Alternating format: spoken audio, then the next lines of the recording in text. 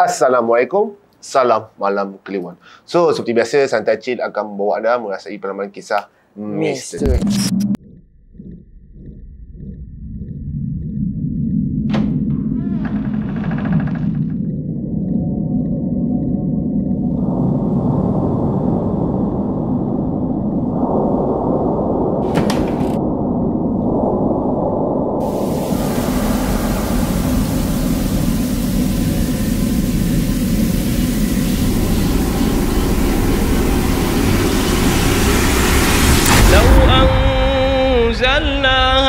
القرآن على جبل لرأيته خاشعا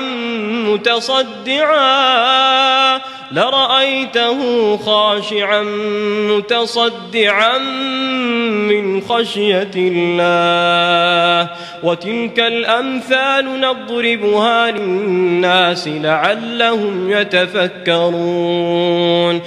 Okey guys, seperti yang kita tahu, kita dah dengar kisah Pak Lin. Okey guys, seperti yang kita tahu, kita dah dengar kisah Kak Lin daripada part 1. So hari ni kita sambung kepada part 2. Syuk. So kita nak ingatkan supaya subscribe, like, share semua untuk kita produce banyak lagi video guys. Kita dah konsisten banyak dah video ni, so support kita orang dengan like, share, subscribe guys. Okay. So hari ni kita masih lagi bersama Kak Lin. Kita nak dengar cerita dia part 2 sebab dengar yang part 1 rasa macam orang cerita the best. Benar tuan. So Kak Lin, boleh kita cerita part 2 sikit tak? Okey, kita nak dengar cerita yang pertama dulu. Okey. Ni berlaku pada tahun 1969. Masa tu kakak sudah habis belajar dan bekerja di Kota Kinabalu. Di sebuah college swasta lah. Jadi masa tu baru bersalinkan anak yang nombor 2. Masa suami saya sebenarnya seorang jurutera Jabatan Kerja Raya. Dia mengambil keputusan untuk berhenti dan bekerja sendirilah, kerja sendiri, ambil macam tender macam tu kan, jadi kontraktor. Jadi dia risaulah tentang keselamatan saya dan anak-anak. Dia tak ada pembantu rumah masa tu lagi. Selalu makcik saya seorang itu ikutkan dengan saya, tapi dia balik kampung. So masa tu arwah nenek sakit tak silap. Jadi kakak iklankanlah jawatan untuk mencari pengasuh untuk anak ni kan. Sekali tinggal dengan kakak lah. Jadi satu hari tu dapat panggilan telefon. Nama dia Aisyah. Nama samaran ya. Okey. Nama dia Aisyah. Dia cakap dia nampak iklan daripada Pasaraya. Pasaraya tu sekarang dikenali sebagai Giant. Dulu dikenali sebagai Lika Smart. Kakak ada iklankan untuk mengambil pengasuh rumah lah. Sekali jadi nanny lah untuk anak saya kan. Jadi kakak suruhlah dia datang rumah. Jam 4 petang dia datang ke rumah kakak. Perumahan masa tu belum ramai lagi orang tinggal. Macam satu roh. Kiri kanan kakak tu selang 5 rumah baru ada jiran lagi. Masih kawasan perumahan baru lah. Perumahan baru. Jadi kakak pun berkenan lah bila bekerja dengan kakak. Dia seorang yang baik. Orang tempatan juga lah. Berasal daripada Kota Belud, Sabah. Dia seorang yang lemah lembut, baik, rajin sembahyang, mengaji macam tu. Jadi kakak pun ambil aja bekerja. Kalau kakak pergi kerja pun kakak tak kita orang cakap tak adalah rasa was-was kan. Dia suruh bertanggung jawab. Jadi mau dijadikan cerita bulan puasa, dia minta izin lah dengan kakak. Dia nak balik kampung ke Kota Belud untuk bercuti selama seminggu. Jadi kakak izinkanlah dia balik. Kebetulan suami pun ada masa tu. Jadi hari raya yang ketiga kakak silap saya, tiba-tiba dia muncul, dia balik rumah. Masa tu jam 7.30 malam lah, 7.30 malam lepas maghrib dia datang ke rumahnya. Dia tak, yang kakak pelik tu dia datang, pagar rumah tu bertutup kan, dia ada mangga kan. Berkunci. Lepas tu satu yang kakak macam ada rasa was-was, dia boleh masuk dalam pagar rumah kakak tu. Dia ketuk pintu. ketuklah pintu kan. Dia Kak intai dari celah langsir. Dia cakap, Aisyah, dia cakap. Saya buka, dia tak bagi salam. Dia cakap, buka je pintu. Biasa selalu anak kakak yang sulung masa tu umur dia 2 tahun setengah. Dia memang excited kalau Aisyah ni balik dari kampung ke apa dia. Ye, kakak datang macam tu. Tapi hari tu anak kakak seolah-olah dia tak mau dekat dengan yang Aisyah ni lah. Dia kakak pun, kenapa Zakir? Dia cakap dengan anak kakak kan. Dia giling kepala. Dia macam, kalau dekat Sabah cakap apa ya? Tempat kami bersembunyi di belakang kakak. Tapi Sabah cakap bertapuk. Sabah bertapuk. Dia bunyilah di belakang kakak kan. Kakak pun pelik. Kenapa dia tak nak dengan si Aisyah ni? Tapi kakak pun tak maulah lahirkan perasaan yang tak, apa orang cakap? Curiga lah kan. Jadi Aisyah datang masuk. Kata, Aisyah cakap cuti seminggu. Kenapa balik-balik awal ni? Dia cakap, dia mula-mula tu dia cakap lah, tak ada apa mau dibuat di sana Kak. Dia cakap, jadi saya baliklah sini. Nanti kesian kakak seorang di rumah dengan anak-anak. Dia cakap, macam mana tahu kakak seorang dengan anak-anak di rumah? Kak cakap macam tu kan. Ya, jadi dia cakap, tak adalah, saya rasalah kakak seorang di rumah. Dia cakap, jadi kakak cakap, Aisyah tak bawa kunci pagar, macam mana boleh buka mangga pagar tu? Kakak tak kunci pun, dia cakap dengan kakak lah kan. Jadi kakak untuk memastikan apa ni yang dia cakap tu betul atau tidak, kakak keluar lah kan. Mangga ni berkunci, kenapa pula dia cakap tak berkunci? Terus kakak cakap, mungkin dia manjat kot, dia macam tu kan dalam hati kan. Lepas tu bila masuk dalam rumah tu, dia duduk diam. Anak kakak pandang semacam dia dengan dia. Lepas tu baby kakak pun merengek-rengek kan masa tu. Kakak bising lah anak kakak ni. Lepas tu yang anak kakak yang sulung ni pun pegang erat tangan kakak ni. Dia kata, Aisyah, pergilah basuh badan sana, ganti baju ke apa, solat ke kalau tak sempat. Dan dia mengangguk lah, dia pergilah. Pergilah masuk dalam bilik. Tapi perasaan kakak masa tu memang susah nak cakap. Macam kita punya bulu roma tu kan. Bulu tengkuk tu pun macam berdiri semacam kan. Dia cakap, kenapa ya perasaan macam ni? Kakak cakap kan. Tapi kakak tak ambil kisah lah. Lepas tu kakak duduk tengok TV. Duduk ikan anak kakak yang nombor 2 tu, yang baby tu. Lepas tu yang anak yang sulung ni, kakak cakap, pergilah tidur dengan kakak dalam bilik. Selalu kan awak yang mau tidur dengan dia. Dia tak mau tidur dengan Umi. Dia cakap, okey lah, tidurlah di sini, kita tunggu Abah datang. Suami kakak masa tu keluar sekejap kan, pergi jumpa kawan hari ketiga tu. Kakak di rumah je. Jadi tak lama kemudian suami kakak datang. Hujan, masa tu hujan lebat. Jadi yang Aisyah ni pun kakak rasa dia mungkin dia sedang mandi lah kan, kakak cakap. Jadi suami kakak datang, kakak tak sempat lah bagi tahu yang Aisyah tu dah balik kan. Bersembang lah cerita dengan suami. Lepas tu telefon di rumah berdering. Telefon dekat ruang tamu tu kan berdering. Dulu tak ada lagi handphone. Kakak tak ada handphone lagi masa tu. Telefon rumah lah kan. Jadi suami kakak angkat. Lepas tu kakak tengok air muka suami pun berubah. Dan dia cakap, ada apa bang? Dia cakap, Aisyah. Kenapa dengan Aisyah? Kakak cakap begitu kan. Dia cakap, Aisyah, kakak dia telefon. Kenapa dengan dia? Dia lari dari rumah kan? Kakak sempat lagi berjenakal dengan suami kan. Tak lah, orang serius. Dia cakap, dia pula main-main. Dia cakap, suami kakak cakap macam tu lah kan. Yelah, kenapa dengan Aisyah? Aisyah adalah balik tadi. Dia cakap, tu dekat tandas sana mandi. Dia betul ini. Dia cakap begitu dengan kakak kan. Iya, kakak cakap. Lepas tu, dia cakap, kakak dia telefon. Aisyah baru siap meninggal tadi. Lepas masuk. Kakak punya perasaan Tuhan tu yang tahu macam mana. Jadi yang datang rumah tu siapa? Okey. Okey, masa tu husband kakak tak tahu Aisyah ada kat rumah kan? Dia tak tahu. Kakak tak ada cerita. Yang dia tercakap tu, kakak boleh berjenakal. Kakak cakap, yang mandi dekat tandas tu siapa? Kakak cakap kan? Lepas suami untuk memastikan betul atau tidak yang kakak cakap tu, dia pergilah dekat dapur kan, ada tandas kecil tu dekat sebelah bilik bawah. Dia suami pergi buka.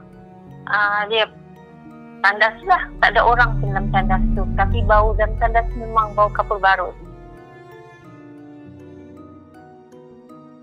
Oh, bau kapur barus. Kapur barus. Oi, aku dengar ni rasa semacam lah bis. Dia sama ada macam dia nak lepaskan rindu ataupun dia kes macam ni, macam Kak Fah pun ada cerita yang macam yang something ni dia balik cari mak dia kan. Aku tak tahulah benda ni nak dipanggil Tak tahulah kan. jin ke, betul lah kan? korin ke, tapi nak kata dia mengganggu tak kan. Betul. Sebab ada juga saya dengar yang bila orang meninggal ni selalunya 30 hari dia dekat rumah. Yang tu tak pasti kan, tapi mungkin dia nak menyampaikan sesuatu ke tak pastilah kan. Itulah kakak pun dapat rasakan mungkin dia nak bagi tahu kakak something lagi pun. Nak minta sedekahkan Al-Fatihah tu. mungkin Tu ya.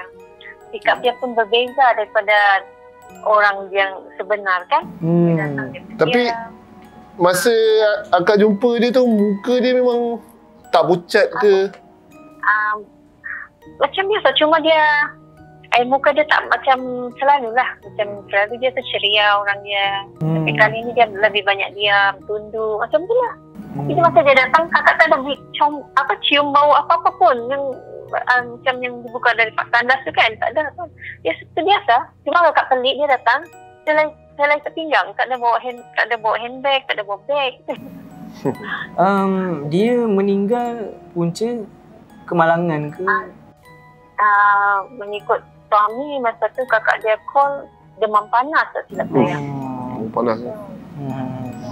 Okey, satu cerita yang best lah Kak. Sebenarnya buat cerita ni dia buat saya tertanya-tanya jugalah kan. Sebab benda ni jin ke? Betul ada setengah orang kata jin kan. Kita tak boleh cakap lebih Kang. Nanti ramai Cakap kita syirik. Ikut yang kakak belajar tentang agama ni, dan memang ada korin kan. Korin. Tapi walam-walam lah kan. Okey Kak, kita nak dengar cerita yang kedua pada Kak. Yang kedua ni pula baru kakak teringat. Ini masa kakak dalam pantang pula ni. Masa mula-mula tu kakak memang pantang tu, anak kedua tu kakak tinggal dekat perumahan tu lah yang kakak tinggal tu kan. Tapi masa tu kakak cuma ada nini lagi, masih ada makcik kakak, mak kakak pun juga kakak dalam pantang. Tapi tiba-tiba mak dapat telefon daripada Sarawak yang adik kakak ni kena ada kemalangan kecil lah. Dia punya jari kaki tak silap saya terpotong, tak silap saya hampir putus. Jadi masuk UAS. Jadi masa tu adik kakak tingkatan 3. Mak terpaksa balik lah. Jadi mak balik, jadi kakak dalam berpantang tu yang makcik, yang adik bapak kakak ni yang bungsu tu dia tak seberapa pandai kan. Kakak ni Caesar tahu beranak dari anak pertama dan kedua dan seterusnya. Jadi saya kenal mak suruh kakak pergi tempat makcik lah adik dia kan. Jadi adik dia ambil kakak lah pergi Kampung Likas, nama dia dekat Kota Kinabalu je lah. Kampung Likas ni dia kawasan perkampungan di atas air kan. Ada di darat dan di atas air. Jadi masa malam pertama kak tidur tu tak ada apa-apa berlaku. Kedua dia macam biasalah. Tapi malam keempat kakak tidur dekat rumah makcik tu. Satu malam tu hujan lebat.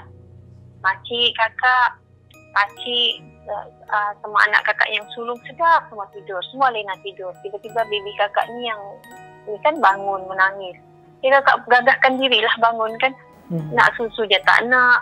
Tapi mata dia tu macam naik dekat atas TV tu kan. Dia kata, kenapa ni kan? Kenapa ni? Lepas tu tiba-tiba kakak dengar dekat bawah rumah makcik tu kan, kalau malam air pasang kan naik. Jadi kakak dengar seperti bunyi itik yang sedang menyudu. Mula-mula kakak tak ada cakap apa-apa lah. Kakak cakap, itik ni kakak cakap. Lepas tu makin jelas bunyi dia. Bunyi itik tu mula-mula macam jauh, lepas tu makin jelas. Lepas tu anak kakak pun makin merengek. Perut kakak pun macam mulas, macam sakit lah, macam seperti dicucuk-cucuk tu kan. Yang bekas Caesar tu. Kakak cakap, apa ni lah, apa yang tak kenal tu. Lagipun masa tu kakak baru seminggu lepas bersalin. Jadi dalam kakak gerakkan lah badan makcik kakak ni, tak nak juga bangun. Kakak ambil tisu basah, tahu tak tisu basah baby tu? Kakak gosok dekat mata makcik kakak tu. Lepas tu dia bangun, kenapa ni? Dalam bahasa Banjar tu, makcik tu kita panggil Acil kan. Kita panggil Acil. Acil tak dengar. Acil dengar ke tu apa di bawah kolong? Kakak cakap, dia cakap, apa tu dia cakap? Apa tak lama tu bunyi sesuatu di atas atap. Macam bunyi kelapa yang sedang jatuh. Bunyi kelapa jatuh atas bumbu? Bunyi macam tu. Lepas tu macam betul. Lepas tu macam bola yang orang main tu. Macam tu lah atas bumbung rumah makcik kakak. Lepas tu yang makcik seorang tu pun, makcik kakak yang seorang ni kasi bangun lah. Suami dia pun bangun. Terus dia cakap, ini bukan mana ni. Dia cakap dia tahu ni rumah kita ni ada orang bersalin. Dia cakap macam dia kakak pun mula-mula kakak tak dapat tangkap lagi lah apa dia cakap ni. Lepas tu baru kakak teringat, maknanya benda tu benda yang tak bagus lah. Macam makhluk. Tu. Lepas tu pakcik keluar lah. Dia pergi ambil garam. Lepas tu kakak dengar dia azan. Dengan nyatanya kita orang dengar bunyi mengilai ke bawah. Dekat atas tu. Lepas tu dekat bawah tu macam seolah-olah lebih 10 ekor bunyi itik. Banyak, makin banyak. Masa pakcik sedang azan tu. Benda ni berlaku sebab pada siang tu lepas asar, makcik kakak yang bungsu tu iaitu adik bapa tu, dia pernah bercakap. Dia cakap, Nai, makcik kakak yang seorang tu lah nama dia Nai. Dia cakap, rumah kau ni, tempat kamu ni tak ada ke barang-barang yang mana ada, dia cakap, sini okey ni. Kalau ada ni mu kepingin juga aku dengar. Dia cakap macam begitu makcik kakak satu ni. Dia teringin kalau mau dengar benda-benda yang macam mistik ni lah. Jadi lepas tu malam tu itulah berlaku benda tu. Dia minta? Dia kata lain kali mulut tu kenalah jaga kan. Satu malam kita orang tak tidur. Lepas tu baby pakcik adalah makcik baik suami makcik tu, dia pandai baca kan. Dia tiup apa. Kakak pun dikasih minum air. Lepas tu tak lama okey juga perasaan kakak. Memang rasa sakit semacam lah malam tu. Tapi badan sakit. Lepas dah baca-baca tahu garang semua, lepas tu okey lah. Tapi memang macam dengar seperti suara menggelupur lah dekat bawah. Dekat bawah kolong tu. Lepas yang di atas tu dengar bunyi mengilai kan. Orang kata bunyi itik ni memang petanda dia. Tak tahu. Tapi sebabkan rumah tu atas air, tak basah ke kat bawah? Itulah kakak. Kan biasa itik dia tak air masin kan? Mana dia? Masih fikir tak? Itik kat air laut. Memang tidak lah. Mungkin dia dah hybrid. Okey. Wish. Dah, aku kalau bila dah dengar macam Kak Lin ni dah cakap pasal bunyi itik ni kan, aku rasa aku takut dengan itik lah. Betul lah. Sebab 2-3 ni aku baca macam viral lah pasal bunyi itik. Kau baca pasal itik? Tak ada, benda tu macam ada YouTuber lain buat kan. So ada lah baca artikel seram juga kan. Bunyi itik ni memang petanda dia. Petanda maksud petanda. Petanda macam orang hantar ke? Bukan orang hantar. Tapi dia hadir. Dia ada kat situ. Jadi dia kata kalau bunyi itik tu benda tu. Tapi apa yang aku baca, aku tak pastilah, mungkin sama ada penulisan dia salah ataupun aku yang tak ingat. POCO. Pocong. Gula-gula. Tapi sebab dia mengilai, mungkin gula-gula bunyi itik aku dengar tu bunyi ayam kan. Itik pun dia. Tak tahulah kalau pun tu bunyi ni, bunyi itik. Okey. So, tapi ayam aku sukalah. Sebab sedap. Okey, Kak Lin. Ada cerita lagi? Kisah ketiga ni asal anak bungsu kakak. Anak bungsu kakak ni dia premature kan. Memang selalu in charge hospital lah kan. Kerana dia ni lah kakak berhenti kerja, dia disuruh rumah untuk jaga tu. Dia premature, dia sakit lah, selalu keluar masuk hospital. Dan one day anak kakak kena masuk hospital, dia kena sawan demam tu. Jadi hospital ni dekat Kinabalu je. Masa tu kita orang dekat Wat apa ya, lupa lah nama dia. Tahun ni pada tahun 2006 tak silap kakak. Umur anak kakak 3 bulan masa tu. Dia memang lama dalam incubator. dia umur 2 bulan, balik rumah, lepas tu masuk lagi hospital umur 3 bulan. Jadi kena tahan. Masa tu kakak mau pergi solat. Tak pergi solat, mau pergi mandi. Kakak mau pergi mandi. Masa tu sudah jam 8 lebih lah. Jadi kakak tanya lah nurse ni, dekat tandas tu lampu dia okey tak? Kakak cakap kan. Sebab kadang-kadang kakak selalu sedang mandi tiba-tiba black out kan. Itu kakak takut. Terus gelap. Sebab dia lampu emergency ni dia dalam ward kan. Dalam tandas tak ada lampu emergency. Itulah. Jadi nurse cakap okey.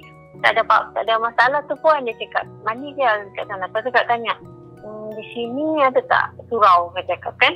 Jadi sebelum sembahyang isyak kan, masa tu kakak dah lepas pantang tak silap.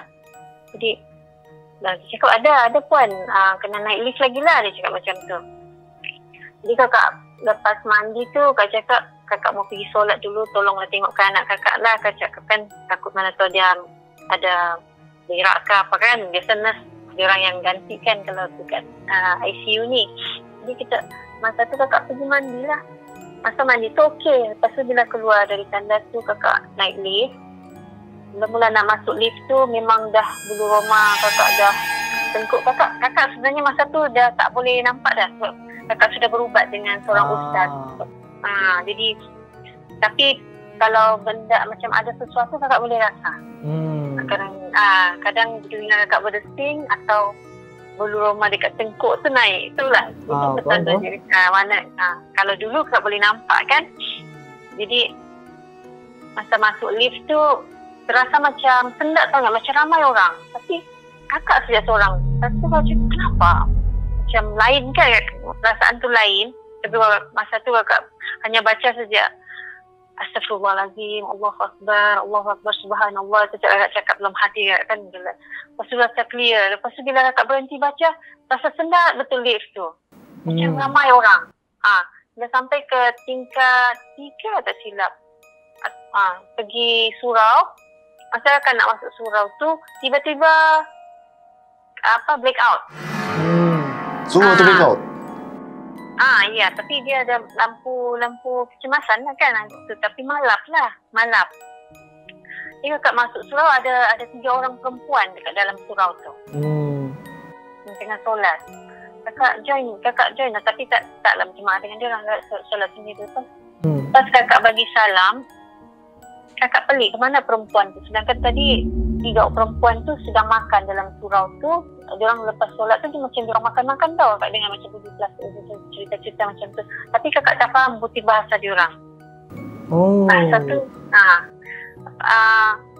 Satu lagi yang kakak pelik, diorang punya pakaian sama yang dalam surau tu. Dia pakai telekung ke macam mana? Pakai telekung. Tapi dia punya fashion sama. Kalau diorang kalau telekung surau tu, biasalah kalau telekung surau ni macam-macam kan. Diorang ni sama semua. Cara pakaian, tingginya sama. Betul. Masa tu akak tak ada nampak muka diorang lah. Tak nampak. Diorang macam membelakang masa tu. Masa solat tu Syala kan belakang juga. Kakak di belakang diorang. Bila lepas solat tu kakak dengar orang macam menggeledah macam bercakap-cakap macam sambil makan lah. Kalau orang bercakap tu sambil makan kita boleh tahu kan. Aku cerita macam tu. Lepas tu bau diorang pun semacam. Ada wangi yang susah kakak nak cakap. Ada wangi sangat bau dia. Aroma diorang ni lah, yang 3 orang ni. Masa diorang nak keluar tu, kakak dengar macam bunyi keluar, tapi pintu tak buka pun. Kakak cakap, mana orang ni tadi ni, kakak cakap kan. Akak sedar ada orang nak beredar, tapi bunyi pintu tak ada masa tu. Ya. Lepas tu kakak cakap, dalam hati, adakah aku melihat semula benda Allah ni kat tapi kakak kuatkanlah, semangatkan. Lebih kakak fikir anak kakak, kalau kakak takut ada nanti aku pengsan sini anak aku dekat sana lagi macam mana. Jadi masa keluar dari surau tu, masuk lift yang sama, kakak jumpa seorang perempuan pakai baju kurung. Dia bawa kakak berbual. Dia cakap, anak sakit ke? Kakak cakap. Dia cakap, sudah lama dekat sini. Itu cakap. Kakak yang kakak pelik dia cakap tunduk tau, dia tak tengok muka kakak. Tapi yang kak nampak lah muka dia kan. Ya. Saya cakap kakak panggil dia kakak tadi dari mana? Dia cakap kakak tadi solat sama kamu. Saya cakap oh iya kak, cakap macam tu lah tapi dalam hati kakak Tuhan saja yang tahu. Kakak sudah yang solat tadi kan dalam surau tu. Dia cakap kakak solat dengan kamu. Lama tu kakak perhatikan kamu, dia cakap. Iya, kakak cakap. Anak kakak sakit juga kak? Tak, dia cakap kakak lawat suami kakak. Oh, jadi masa kakak naik lift tu mau pergi ke wad anak, kan sebelum kita ke wad anak kakak tu, kita akan lalu satu ruangan bilik tu macam bukan je bilik mayat. Kalau kita lalu macam ada macam bilik apa ya nak cakap ni? Wad lah. Wad. Tapi dia bukan wad untuk pesakit, dia macam orang yang meninggal dari wad pembedahan tu, dia akan dikasih tinggal situ sekejap dan nanti baru diambil. Faham? Macam tu lah. Jadi kakak cakap, saya pergi dulu, saya jalan dululah, dia cakap. Semoga kakak punya suami diberi kesembuhan. Kakak cakap, terus dia tunduklah, dia senyum. Lepas dia cakap, suami kakak dekat sana, dia cakap. Dia tunjuklah bilik tu kan. Yang bilik yang tu, bilik tu. Jadi, tempat letak orang meninggal tu. Jadi kakak cakap, gitu je. Terus kakak cakap pun tak lama kakak sudah jalan tu, kakak menoleh, memang tak ada dah perempuan tu. Jadi kakak cakap, aku bercakap dengan siapa? Aduh. Dia boleh tunjuk suami dia kat situ. Tapi masa tu akak memang dah tahulah tu tempat bilik orang yang meninggal. Ya. Nasib baik dia tak tanya kakak kan. Biasa kakak dengar cerita orang cakap, biasa cakap macam mak kakak, dia pernah cakap macam dah tahu ke macam begitu kan. Nasib baik tak kenal macam tu. Aduh, dia bila berbual dengan benda ni aku jadi lemah dengar. Risau je. Tak ada, kalau buat kita tak tahu tak apa lagi. Bila dia kata, bila kita dah start curiga kan, dah tahu ke kan, lepas tu depan dia senyum, itu rasa macam nampak dia. Kak Ali ni pun, tu suami saya kat sana, kita pula dah tahu Allah macam mana tu. Tapi daripada cerita Kak Lin tadi kan, yang masa kita dengar Kak Lin cakap dari dalam lift rasa macam ramai. Mungkin yang tu lah mengiringi tu kan. Mungkin lah. Terus masuk ke surau, ajak bual kat luar. Orang benda yang sama. Nasib baik dia tak jadi makmum kepada Kak Lin. Tak, kan dah jadi makmum, dia kata solat sama. Solat sama takut, mana tahu dia solat tepi dia. Tak tahulah. Sebab masa akak solat tu dia tak takbir sama sekali dengan akak kan. Perasaan tak adalah. Mungkin tak nampak. Takut nanti ada makmum lain. Selalunya orang cerita kalau ada makmum lain, kita akan dengar bunyi suara ni. Kak Lin ada cerita lagi ke? Memang terjadi macam tu dekat asrama selalu kan, macam tu. Solat dengan orang yang tak sepatutnya kan. Yang cerita ni pula pengalaman suami kakak lah. Okey Kak Lin, kita nak dengar cerita yang seterusnya. Ini dekat Tawau juga. Tawau ni dulu pernah juga tentera Jepun jajah kan. Dan tentera British. Itu di Tawau ni ada Sing tau. Diorang ada bisnes lembu, jaga lembu kan. Jadi suami kakak ni dia cerita dengan kakak masa ni umur dia 15 tahun, dia cakap diorang selalu tahulah anak muda, anak lelaki selalu main bola pukul 9 malam, 10 malam baru balik rumah kan.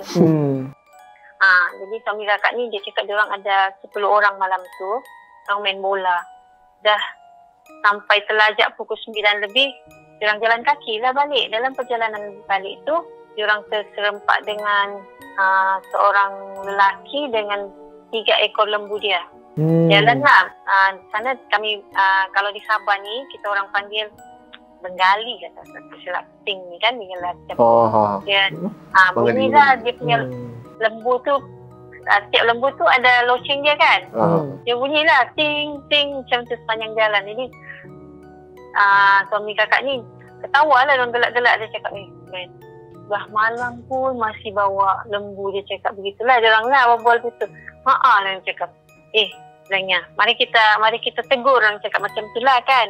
Dia cakap, Uncle, dia cakap, Uncle, jalan cak Uncle ni dengan, dia ni bertongkat tau yang orang tua ni. Tongkat, lembu dia tu ada 3 ekor hitam. Dia cakap, 2 ekor hitam, 1 ekor putih, campur-campur lah. Dia orang panggil-panggil yang si uncle ni tak ada respon, jalan je dengan tongkat-tongkat dia. Tapi jalan di tengah jalan. Dia cakap, nanti dilanggar ni lembu ni nanti. Dia cakap, uncle lah, dia orang mau suruh kasih jauh lah tu lembu kan, jalan tepi ke.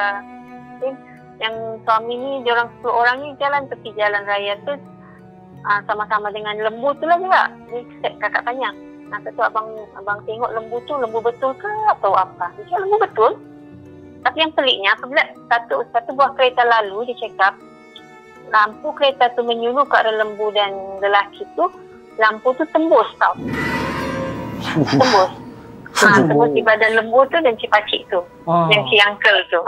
Jadi, diorang berpandangan sesama sendiri. Dia cakap, kamu nampak ke apa yang aku nampak? Dia cakap begitu kan. Jadi, semua yang 10 orang ni mengangguk. Mungkin perasaan kita kan. Dia cakap, kenapa lembu ni dilanggar? Tak ada apa-apa. Lembu tu jalan steady je. Kereta tu lalu je. Maknanya yang kereta yang tadi tu dia tak nampak lembu ni lah sama yang si uncle ni. Yang nampak yang 10 orang ni. Suami kakak sama kawan-kawan dia. Lepas tu ada lagi lori lalu. Macam tu juga. Lepas tu suami kakak cakap, hantu. Lepas tu dia lari balik rumah. Dia nampak hantu.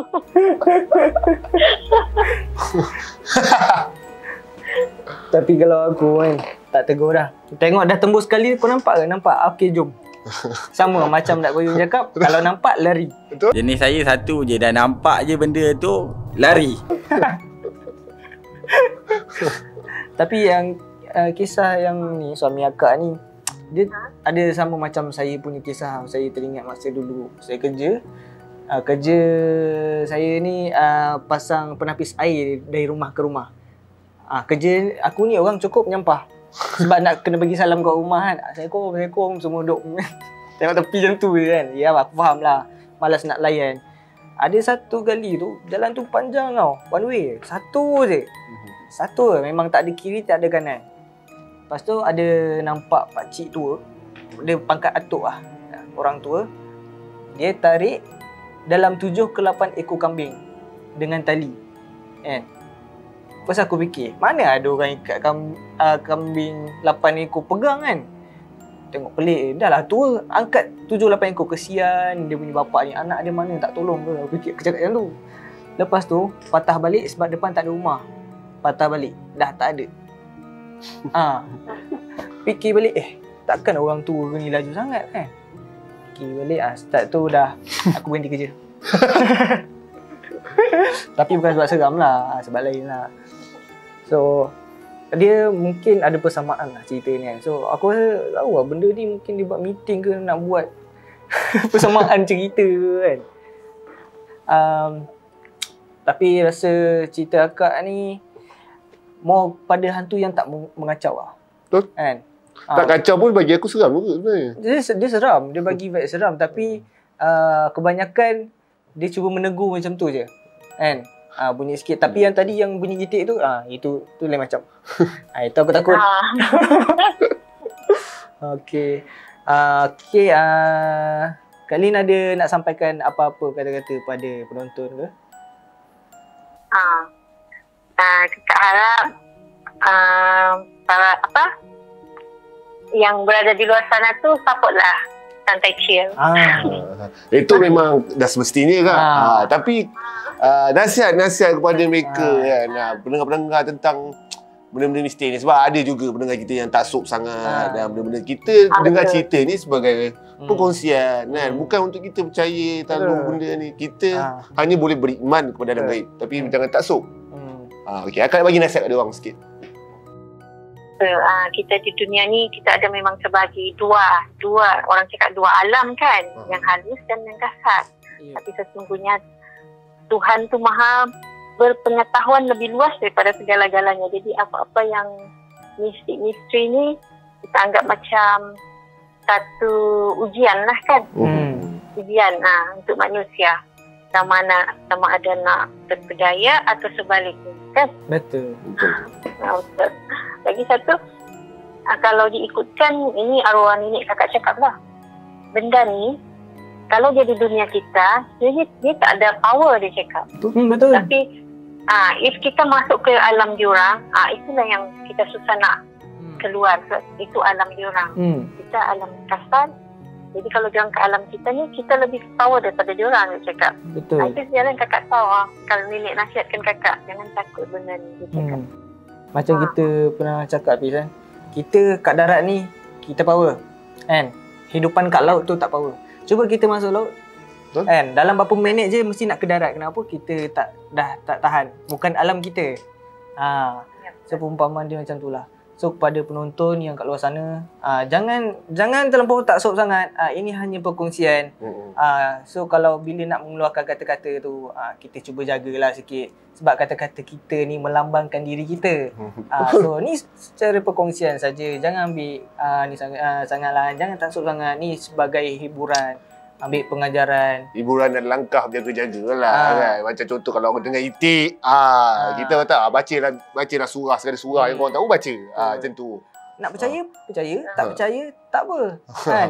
Kita kongsi. Satu lagi, kita punya pertuturan. Kan? Kita tak boleh cakap besar apa kan. Jangan cakap besar. Nanti makan diri. Ada cerita dia. Nanti kita kongsi. Okay, jumpa di segmen minggu hadapan. Bye-bye.